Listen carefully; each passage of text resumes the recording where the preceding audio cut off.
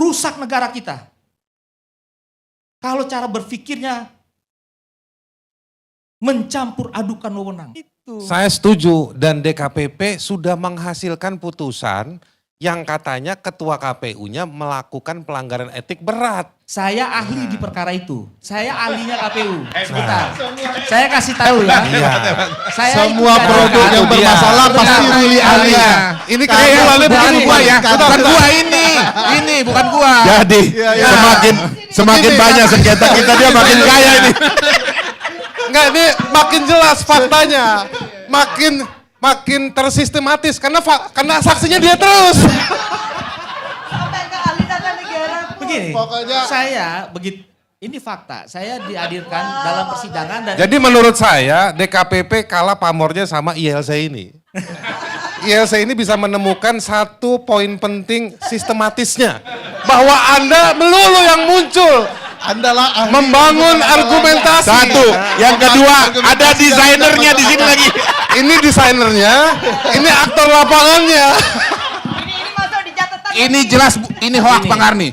Karena saya ketemu beliau baru pada hari ini, belum pernah ketemu. Nggak perlu ketemu fisik. ini salah satu bentuk mencampur adukan wewenang pansus. Angket, apalagi DPD juga kemarin begitu. Saya minta itu supaya seluruh pimpinan DPD yang menyetujui pansus diperiksa Badan Kehormatan DPD. Karena melanggar tatib. Kalau itu diselenggarakan pansus ilegal, saya minta BPK yang periksa itu uang negara yang dipakai untuk kegiatan pansus ilegal. Karena itu inkonstitusional. Mana ada peran DPD membuka posko-posko pengaduan kemudian mengambil alih peran Bawaslu, itu adalah pelanggaran TSM. Rusak negara kita. Kalau cara berpikirnya mencampur adukan wewenang. Izin ya majelis, saya mau sampaikan juga apa yang tadi sudah kami dengar. Kami rasa ini perlu pendalaman juga. Yang namanya hasil pengujian itu apakah masih bisa diuji lagi? Itu menjadi pertanyaan buat kami. Gimana? Apakah hasil pengujian itu masih dari bisa diuji badan lagi? publik? Ya. Diuji oleh siapa? Ya, ini kan forum pengujian karena yang ditanyakan tadi saya lihat kan dalam lembar ringkasan. Oh iya, karena Komisi Informasi Ya. memang lembaga negara yang berwenang untuk itu. Ya, karena hasil pengujian ini kan sifatnya independen, kecuali dia bisa dibatalkan hanya oleh pengadilan yang menurut Undang-Undang Administrasi Pemerintah, karena ini dituangkan dalam keputusan Ketua KPU ya, masuk dalam objek Undang-Undang Administrasi Pemerintahan. Di situ juga sama, ada wewenang prosedur substansi. Jadi kalau mau menguji sebetulnya adalah pengadilan TUN. Kami keberatan kalau hasil pengujian ini diuji lagi di dalam forum pemeriksaan ini. Ya nggak apa-apa, Bapak keberatan, tapi memang kewenangan kami dari awal berdiri seperti itu. Karena tidak ada pernah dalam sejarah kami ini pengujian ini dibatalkan selain orang sejarah Bapak, sejarah Ya. KPU atau siapa kami KPU itu? juga. Kami menilai KPU belum Berarti pernah. sejarah kami itu kaminya siapa? Ya kami Bapak? termohon. Bapak berarti Ya. KPU. Ya, kami memahami bahwa hasil pengujian konsekuensi itu adalah kewenangan terhadap badan publik. Itu Ya kalau belum undang-undang. punya sejarah, nanti Ya. ada sejarahnya. Ya. Misalnya uji Kami konsekuensi hanya Bapak. menyampaikan keberatan. Iya, nggak apa-apa.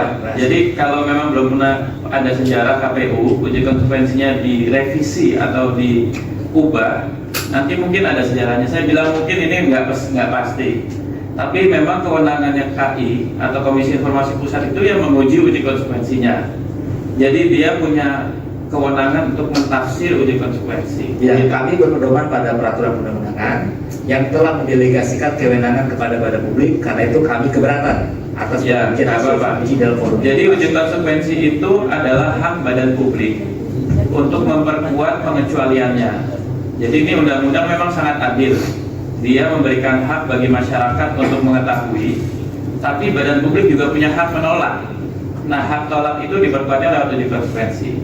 Tapi di persidangan, uji konsekuensi itu menjadi fakta persidangan yang diuji lagi. Begitu. Tapi kalau nggak punya sejarah, dalam pengalaman juga belum ada, mungkin nanti ada pengalaman uji konsekuensinya diganti gitu. Makasih ya. Baik, kepada termohon. Sebelumnya termohon belum pernah ya sidang di Komisi Informasi ya? Baru kali ini ya? Ya. Untuk pengalaman, karena hukum acara yang berlaku yaitu peraturan Kebetulan, Komisi Informasi. terima kasih Pak Ketua Majelis. Kebetulan saya sendiri adalah akademisi, bidang saya hukum tata negara. Tata negara. Karena ini objek kajian saya sehari-hari mengajar hukum tata negara. Karena itu kami heran dalam hukum acara terdapat sesuatu yang menjadi multitafsir dalam implementasi normanya. Terima kasih.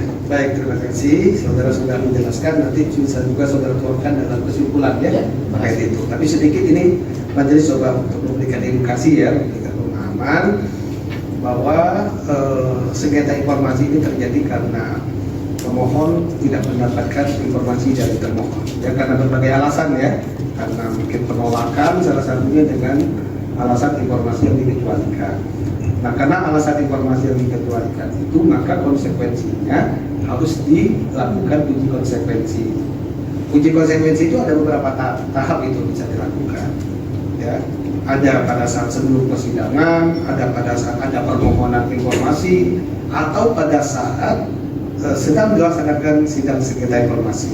Seperti sekarang misalnya ya, ketika termohon menyatakan ini informasi dikecualikan, maka majelis masih bertanya, apakah sudah dilakukan uji konsekuensi? Kalau belum, biasanya sidang disekor dan meminta kepada termohon untuk melakukan uji konsekuensi. Nah, kemudian uji konsekuensi yang sudah ditetapkan itu menjadi kewenangan majelis untuk menguji kepentingan publiknya. Apakah hak pemohon secara prosedural melakukan pengecualian informasi berdasarkan uji konsekuensi tersebut, ketika dilihat pada aspek kepentingan publiknya, memang melindungi informasi yang berada di bawah penguasaan termohon, ataukah itu memang dilihat daripada kepentingan publiknya, itu ternyata lebih baik dibuka kepada publik. Nah, itu menjadi penilaian daripada majelis seperti itu. Gitu ya. Tapi kalau soal keberatan silakan saja, tidak apa ya. Itu namanya ini persidangan ya. Mungkin termohon sudah sangat pasti lah dalam persidangan, dan masing-masing mungkin punya hukum acara sendiri dalam persidangan ya.